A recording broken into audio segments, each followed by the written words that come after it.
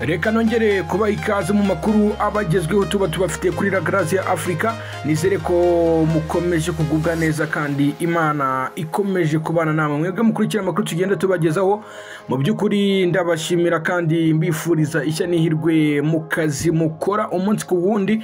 Waba utera ibiraka, waba ukora akazi ka leta, waba ukora ku giti cyawe, uhiga imihanda hirya no hino. Nukuri Uwiteka ajya guha amahirwe ibyo ukora biguhire, ntago mbifurije ibihombo, ahubwo mbasabiye gukomeza gutera imbere uko mwagiye mu bisengera kabisa. Imana igikomeza kubaha umuvuduko mwifuza.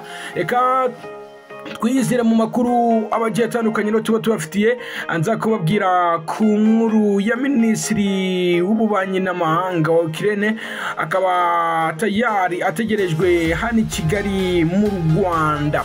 Minisitiri w'ububanyi n'amahanga wa Ukraine Kureba yatangiye uruzinduko rugamije kwiyegereza ibihugu bya Afurika mu gihe igihugu cye gihanganye n'Uburusiya mu ntambara, ndetse byitezwe ko azanagera i Kigali.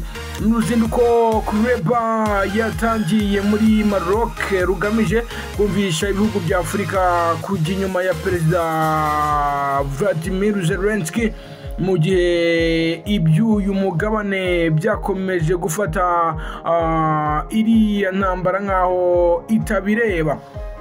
N'uruzinduko rubayeho mu gihe mu cyumweru gishize Zelensky yari mu bihugu by'Abarabu nyuma yo kwitabira inama y'ibihugu birindwi bifite ubukungu bukomeye ku isi G7 iheruka kubera i Hiroshima mu Buyapani. Hiroshima ndakeka munahazi cyane kuko bigeze kuhatera, Amerika yateye igisasu kigenda gikora ibintu bihambaye cyane, kirasenyagura. Ubu ngubu n'abantu bahavukira bikekwa ko baba batuzuye ibice byose. Kuri uyu wa gatatu Kureba yari mu ruzinduko muri Ethiopia, ahura n'abayobozi barimo perezida wa komisiyo ya AU Moussa Faki Mohamed na perezida wa Cameroon uyoboye uyu muryango Azali Assoumani. Ni inama bagiranye mbere y'uko kuri uyu wa 25 Gicurasi bizihiza Africa Day, mu gihe Kureba yabwiye Azali Assoumani na Moussa Faki Mohamed kuri gahunda ya Ukraine yo gutsura umubano n'ibihugu bya Afurika, bitezweho kubyara amahirwe menshi ku mpande zombi ku bikorwa by'ubucuruzi n'abaturage muri rusange.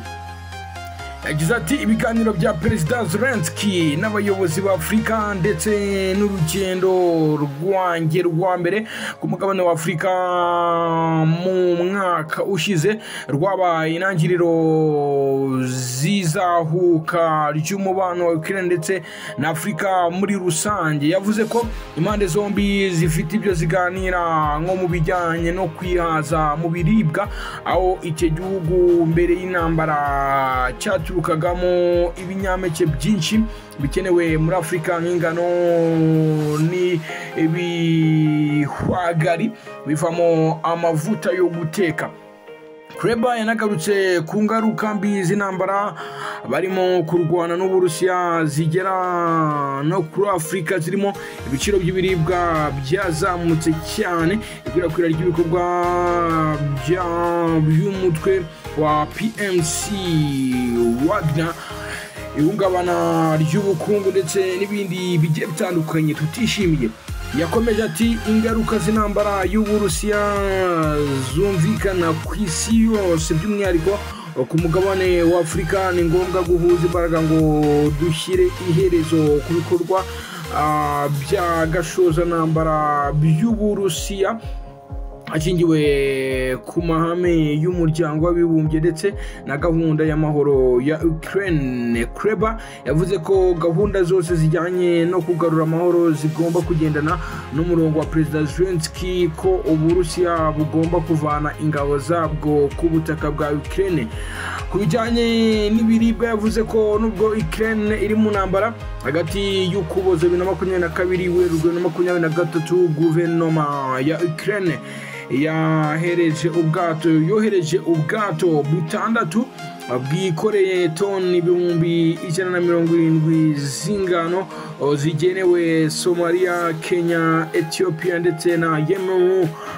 Icyo gihe ngo Ethiopia yahawe toni ibihumbi 90, Kenya ibona ibihumbi 25, Somalia ibona ibihumbi 25, naho Yemen ifata toni ibihumbi 30. Avuze ko mu gihe kiri imbere bateganya kohereza ibindi biribwa bigenewe ibihugu bitandukanye bikenewemo, kandi avuga ko bitewe na gahunda yemeranyijweho yo korohereza cyangwa se kugabanya imbaraga ibiribwa guca mu nyanja y'umukara, Black Sea Green Initiative. Kuva mu ntangiriro za Gicurasi ubwato 123 butwaye toni miliyoni 3,300 z'ibiribwa bwoherejwe mu bihugu bya Afurika. Yaboneyeho asaba IAU gusaba Uburusiya guhagarika kwitambika imizigo y'ibiribwa inyuzwa mu nyanja y'umukara ndetse igahagarika gukumira ingendo ku byambu bya Ukraine mu buryo bwo kugarura amahoro. Yakomeje agira ati Uburusiya ntibukwiye gukoresha ibiribwa nk'intwaro kohereza mu mahanga. Ibiribwa biva muri Ukraine nta nkomyi bizafasha ibihugu bya Afurika kubona ibiribwa bikeneye. Turasaba ubumwe bwa Afurika gusaba Uburusiya bweruye ko politiki zabwo zisenya zitemewe. Ntabwo ibihugu Kreba azasura byatangajwe byose. Cyakora mu ruzinduko ruheruka mu Kwakira 2022 yasuye Senegal, Cote d'Ivoire, Ghana na Kenya. Aza kurusuruka ubwo Uburusiya bwari bukomeje gusuka ibisasu ku bikorwa remezo bitandukanye bya Ukraine. Minisitiri w'ububanyi n'amahanga wa Ukraine Kreba ategerejwe hano i Kigali. Nizere ko abanyamakuru muri mwahate kamera zanyu kugira ngo mwumve SN icyo bari gutangaza, ariko cyane ko mwumvishe ko yadutangarije byinshi avuga ngo abanyafurika mu dusabire Uburusiya ko bwahagarika ubuyobozi bw'igitugu ndetse no gushaka gusenya ibikorwa remezo bya Ukraine. Abakuru rero reka tuyasubikira aha, turacyafite n'andi makuru nk'uko mubizi buri